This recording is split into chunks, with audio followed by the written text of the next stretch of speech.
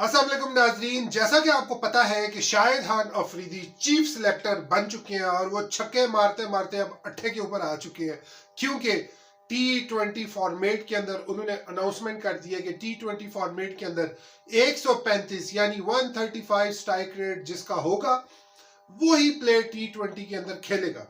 तो ये तो बड़ा इंटरेस्टिंग जो है वो काम हो गया है।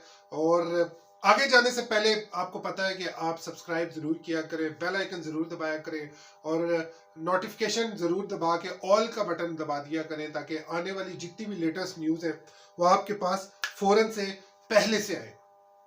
तो नाजरीन, शाहिद खान अफरीदी हमेशा से आपको पता है कि वो अपनी इनिंग्स भी बिल्कुल तेज खेलते थे, उन्हें आउट होने का भी कभी भी डर नहीं होता था, भले वो जीरो पे आउट हो।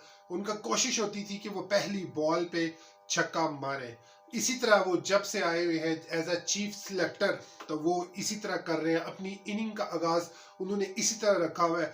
200 के स्ट्राइक रेट पे वो खुद इस वक्त खेल रहे हैं, लेकिन उन्होंने सारे T20 बल्लेबाज के जो है वो होश उड़ा दिए। उसकी वजह यह है कि पाकिस्तान की जो T20 क्रिकेट टीम है उसके अंदर किसका स्ट्राइक रेट जो है वो 135 या उससे ऊपर है, क्योंकि 135 का स्ट्राइक रेट के अंदर अगर देखा जाए तो फिर मोहम्मद रिजवान और बाबर आजम ये दोनों तो बिल्कुल फिट नहीं होते, क्योंकि रिजवान का स्ट्राइक रेट है 126 और बाबर आजम का स्ट्राइक रेट है 127।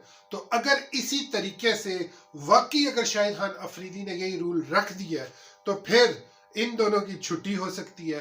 तो स्ट्राइक रेट जो है वो आपको पता ही है कि पाकिस्तान में 135 से ऊपर जिनका स्ट्राइक रेट है वो चंद प्लेयर है, जैसे फखर जमान है उसका 135 को टच करता है, शर्जील खान का 137 है, और इसके साथ साथ बाकी जितने भी प्लेयर्स हैं उनका स्ट्राइक रेट 125 130 120 के करीब है। तो कम ऐसे बैट्समैन हैं, तो मुझे लगता है कि T20 की टीम जो है ना वो बनाना या तलाश करना मुश्किल हो जाएगा, क्योंकि 135 के स्ट्राइक रेट को मेंटेन करने वाले बैट्समैन जो हैं वो किस तरीके से आएंगे। या तो फिर लगता है कि PSL के अंदर शायद 135 से ऊपर जिनका स्ट्राइक रेट होगा शायद वो सिलेक्ट हो T20 के अंदर।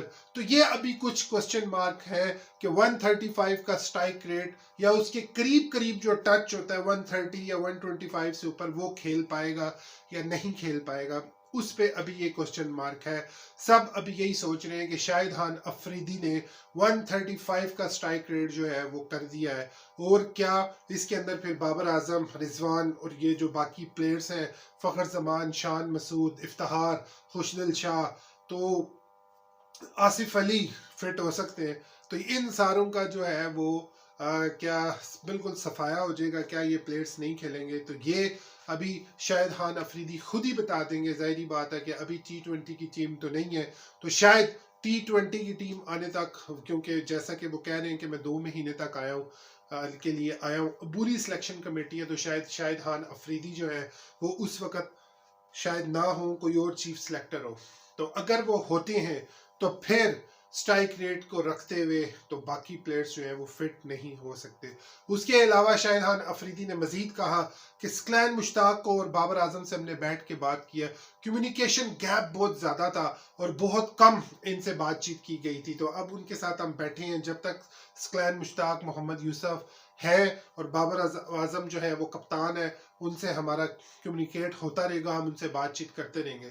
और इसके अलावा शाहिद खान अफरीदी ने कहा कि मैंने पिच बनाने की बहुत कोशिश की थी कि बाउंसी ट्रैक हो, अच्छा मजा आए खेलने का, लेकिन बदकिस्मती से एक दफा फिर पिच जो है वो अच्छी नहीं बन सकी। अब उन्होंने कहा है कि मैं सारे स्टेडियम्स पे खुद नजर रखूंगा, खुद पिचेस को जाके फॉलो करूंगा, देखूंगा, खुद कोशिश करूंगा कि वो बनवाऊं मैं वहां सर पे खड़े होके, ताकि बाउंसी ट्रैक जो है वो देखने को नजर आए। नाजरीन, ये थी अभी तक की अपडेट। और जैसा कि आपको पता है कि 135 स्ट्राइक रेट के ऊपर पाकिस्तान टीम के अंदर से प्लेयर्स सिलेक्ट करना वो शायद T20 के अंदर थोड़ा सा मुश्किल हो जाए, तो शायद 125 तक जो है वो शायद अफरीदी को आना पड़े, फिर शायद प्लेयर्स जो है वो फिट हो। लेकिन अगर देखा जाए तो इंग्लैंड की टीम अगर हम देखें तो उनके जितने भी ओपनर्स हैं उनका स्ट्राइक रेट 145 प्लस है। इंडिया की टीम देखें तो उनका भी 145 या 140 प्लस है।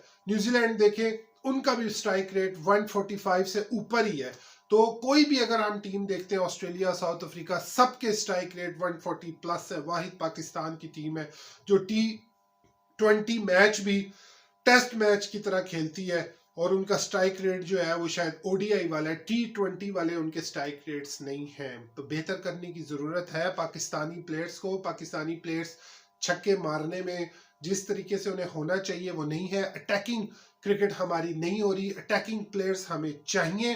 तो अब देखते हैं कि आने वाले वक्तों के अंदर पाकिस्तान किस तरीके से अपनी सोच या क्रिकेट को बदलता है। क्या शाहिद खान अफरीदी जैसे ही ये सारे प्लेयर्स खेलेंगे, क्योंकि अगर वो चल गए, अटैकिंग क्रिकेट खेली उन्होंने, तो फिर तो मजा ही आ जाएगा। जैसे इंग्लैंड ने टेस्ट मैच में 500 रन एक ही दिन में बनाए, तो शायद इस तरीके से पाकिस्तान भी क्रिकेट खेल सके।